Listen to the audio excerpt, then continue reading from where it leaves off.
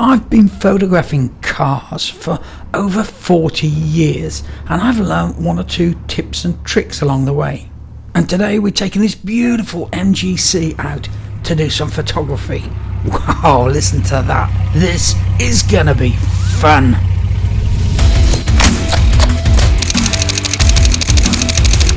Now, when you're photographing cars, there are one or two things you can do to tip the odds in your favour for getting an absolutely fantastic shot, and that's what we're going to go through today. And we've got a great car to help us get there. Look at this. This is a fantastic 1967 MGC. Look, the obligatory Union flag there on the seat, and what's this over in the corner? Oh, look at that Harley. That's actually from the mid-80s. That's a New York Police Department Harley, which Nicky is selling at the moment. Look, we're not doing the Harley, but maybe we'll come back and do a picture of a motorbike. That might be a good idea. But back to the car. I can't wait to get this out. Oh, listen to that purr. Let's go and take some pictures. That sound of a straight six, it just makes you want to start taking pictures of it, doesn't it? So where do we go to take pictures of this stunning car? Well, when you're choosing your venue, it's always good to think about the car, because the car has got to be the star of the photograph. It needs to stand out. If you've got a car with curves like a Porsche 911, take it somewhere that's very angular, buildings with lots of windows and steel and glass and angles.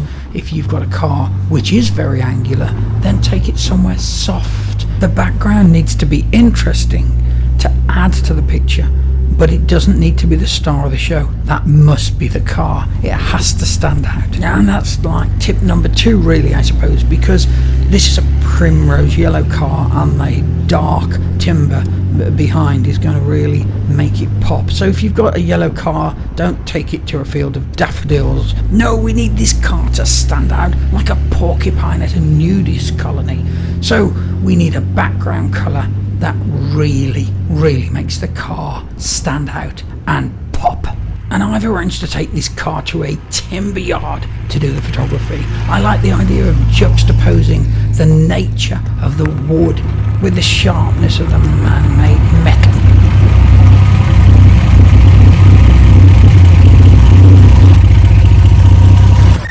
So let's back this car over here. I like these timber sort of trunks, tree trunks here. I think it'd be a good background for the car, make the car really stand out. We've got a bit of an overcast day. This is about the angle that I think we should take it from, standing up under the car. There we go. So that's me standing up in front of the car. That's how pretty much everybody is going to take the picture, isn't it? They're going to stand in front of the car, put the car somewhere nice, stand in front of the car and take it. But you know, this angle could be better. How? Well, what about getting down on the floor? This is a really good tip.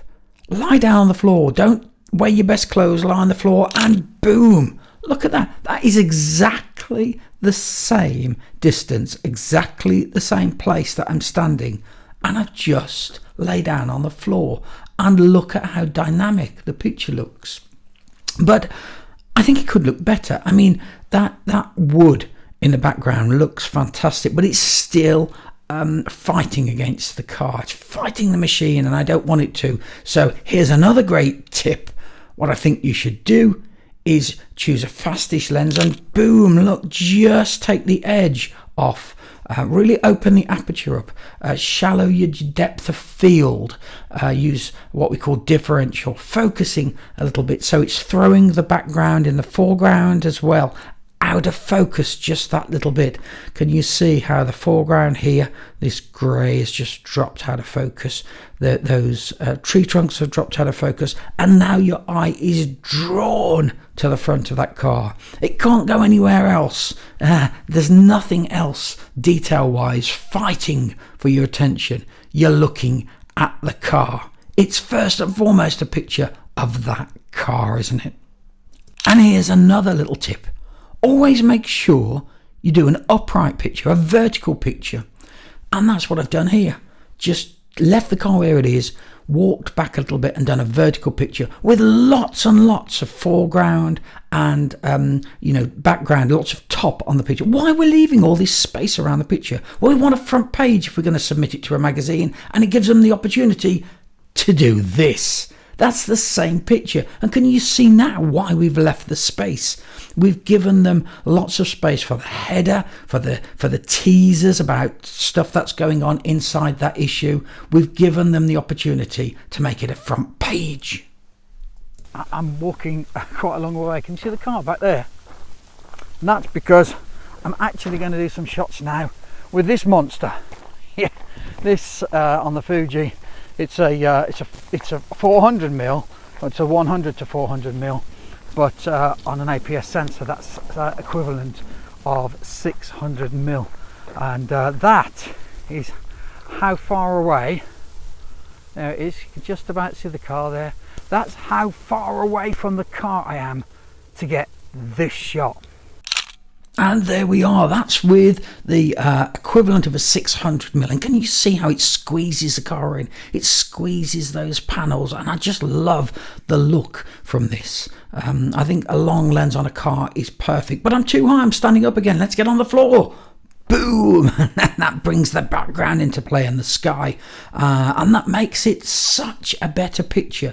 That just tiny difference from standing to lying down low on the floor, and the headlights are on. Look, it just brings the wheels into play and the panels. But of course, let's do our upright shot. We don't want to miss out on a potential front page, and a bit closer, I think. There we go. That's nice little lens flare in the background. That'll give us a boom. Look at that. That's what it would look like if they choose it for a front page.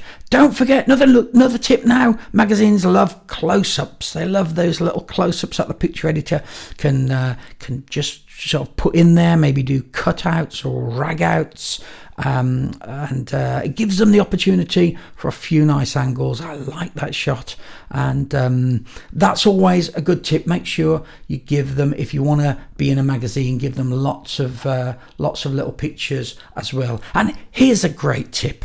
Now then, make sure that you give them some pictures on an angle. Not everything has to be straight. Look, wow. That's a picture on an angle. We're using a bit of a wider lens there, so that we can get a little bit of foreshortening, but an angle that helps. And of course, don't forget the interior.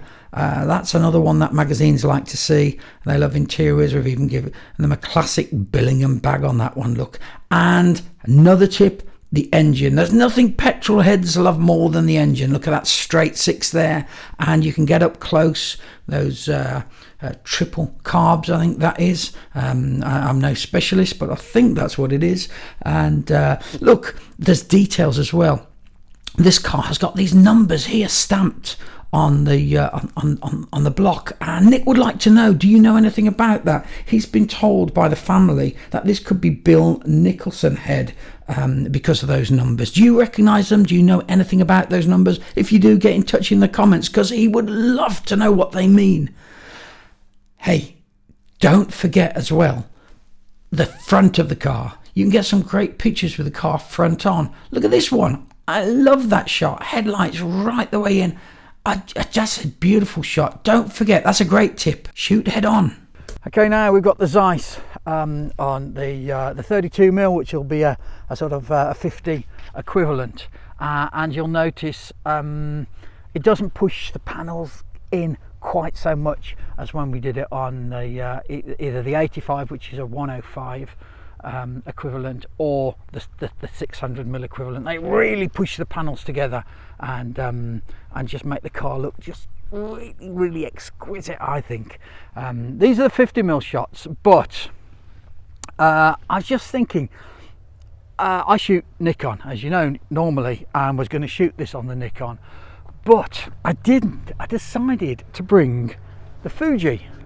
So why would I bring the Fuji? Sorry about that. There's aeroplanes over here. We're right next to an airport taking off next to us. But look, why would I bring the Fuji? Well, this is a vintage car. What year is this car? 67. 67. the year I was born. I can tell you, this is a 57-year-old car. And why have I bought the Fuji, not the Nikon, to do a 67-year-old car? Well, because of the colour options. Because the Fuji gives us film simulation, doesn't it? It gives us all those classic film simulations. So I'm going to have a look through the camera now and choose an appropriate film from the 60s. I don't know, a chrome maybe, do you think? Right, film simulations. That's Pro Neg, classic chrome, Astia soft, Velvia, classic chrome I think, gotta be. Enhanced shadow contrast and a calm look. Well, that car is anything but calm, but I think classic chrome is going to be fantastic. Let's choose that. Let's see what it looks like with a vintage film simulation. I think it's going to look fantastic. Oh my word! Oh, that is beautiful. Look at that classic film sim. Isn't it adding to the car? Isn't it fantastic? I haven't got enough adjectives. Look, let's get a bit closer. I just think a little bit closer would help. Oh yeah, that's beautiful, isn't it? Actually, oh, that's so nice, that film. It's so soft, it's so dreamy. It's so this guy, it's so 60s, isn't it? Actually, I think I prefer the shot a little bit further back, with a bit more environment on. But hey, look, don't forget the upright shot as well. Okay, I've been a bit naughty there. I've just put a bit of sun going down in the horizon. But again, I've taken that one so that we could submit it with a possible front in mind. But something happened just as we taken these pictures. The clouds cleared and the sun came out, and I thought, hey, Velvia, you know, Velvia with its big bright super saturated colours, and look at this. Wow, it looks like a completely different car. And that's another tip. Use the sunshine. If you've got a sunny day, you know, see what your car looks like on a sunny day compared to a flat day. They both have their advantages, but look at what the Velvia's done. That paint almost looks metallic, doesn't it? There's an upright shot for our magazine shot, and here is with the slightly wider lens. This is the 35mm lens. And it, you know, it's not my kind of thing, it's not my cup of tea, but I wanted to show you this because of the colour. Look at what the Velvia does to the paint. Look at what the sunlight does to the colours. Look at the saturation. Look at the contrast. Just wow. Hey, look, I hope you've enjoyed those tips. Go out in your car, take some pictures, use these tips and let me know how you get on. I'm just hoping that you get some better pictures after watching this, and I'd love to know. Please leave me a comment, tell me what you think, leave a like if you found it useful in the slightest, and hey, why don't you watch another one of my films here?